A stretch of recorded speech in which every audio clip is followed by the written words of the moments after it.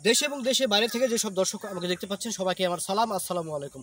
সুপ্রিয় দর্শক, আজকে আমরা আসি জয়পুরহাট এলাকাতে। আর জয়পুরহাট এলাকাতে কিন্তু সুপ্রিয় দর্শক বিভিন্ন ধরনের সবজি এখানে চাষ হয়েছে। আমরা কিন্তু বিভিন্ন ধরনের ফুটেজ কিন্তু এখান থেকে সংগ্রহ করছি। আজকে এইমাত্র আমরা একটা জমিতে আসছি যেখানে আমাদের লাউ চাষ হয়েছে। সুপ্রিয় দর্শক, এই লাউতে থাকছে আজকে বিস্তারিত।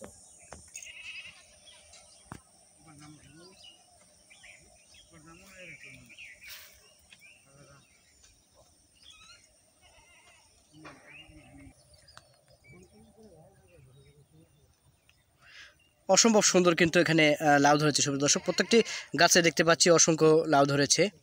তো আসলে এই লাউটা কিন্তু অনেকটা লাভজনক একটি সবজি এটি। তো এগুলো লাউ কিন্তু আপনার বাড়ির আশপাশে সব জায়গাতে কিন্তু এগুলো চাষ করা যায়।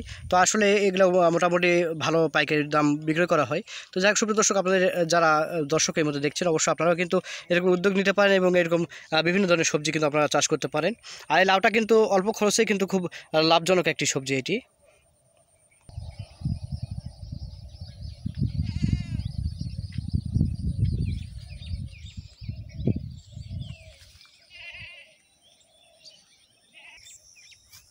প্রিয় দর্শক, দেখতে পাচ্ছেন এখানে অসংখ্য কিন্তু লাউ ধরেছে সুপ্রিয় দর্শক। আর এই লাউটা কিন্তু স্বল্প খরচে কিন্তু এগুলো লাউ কিন্তু চাষাবাদ করা যায়। তো সুপ্রিয় দর্শক, এবং এখানে কিন্তু দেখতে পাচ্ছি অসংখ্য লাউ ধরেছে এবং কিন্তু এই যে দেখতে পাচ্ছি সুপ্রিয় দর্শক, এখানে মুকুল আসছে, এগুলো থেকেও লাউ হবে।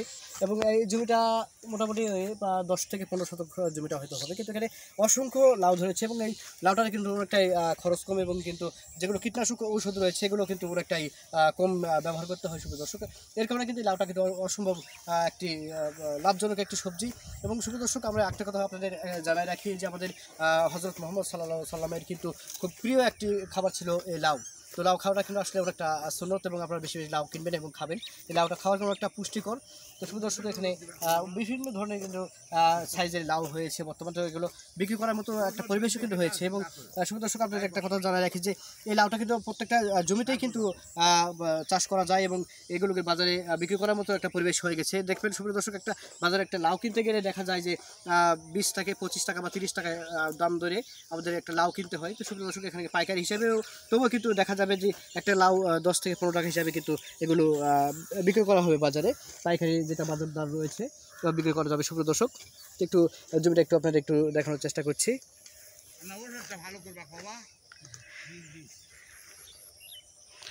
আরেকটা কথা জানাই রাখি সুপ্রিয় দর্শক, ভালো বীজে কিন্তু ভালো ফসল। তো সুপ্রিয় দর্শক, যারা বীজ ব্যবসায়ী রয়েছেন এবং কীটনাশক ওষুধ ব্যবসায়ী রয়েছেন, আপনাদের কাছে একটা রিকোয়েস্ট যে যারা আমরা কৃষক বাঁচলে কিন্তু দেশ বাঁচবে। তো এর কারণে কিন্তু কৃষকদের সাথে কোনো প্রতারণা করবেন না সুপ্রিয় দর্শক। তো আপনারা যারা বীজ ব্যবসায়ী রয়েছেন বা কীটনাশক ওষুধ ব্যবসায়ী রয়েছেন, আপনারা অবশ্যই নির্ভেজাল নির্ভুল ঔষধ এবং বীজ কৃষকদের মাঝে আপনারা বিক্রি করবেন। কারণ আজকে আমাদের বাংলাদেশকে এগিয়ে নিয়ে যেতে হলে কৃষির চাষাবাদ কিন্তু আসলে অপরিসীম এবং এই কৃষক বাঁচলে দেশ বাঁচবে। সুপ্রিয় দর্শক, এই ছিল আজকের মতো এই জয়পুরহাটের খেতলাল উপজেলার থেকে আজকে আমরা যেই লাউ জমিতে আসছিলাম, এই ছিল বিস্তারিত। সবাইকে ধন্যবাদ। আসসালামু আলাইকুম।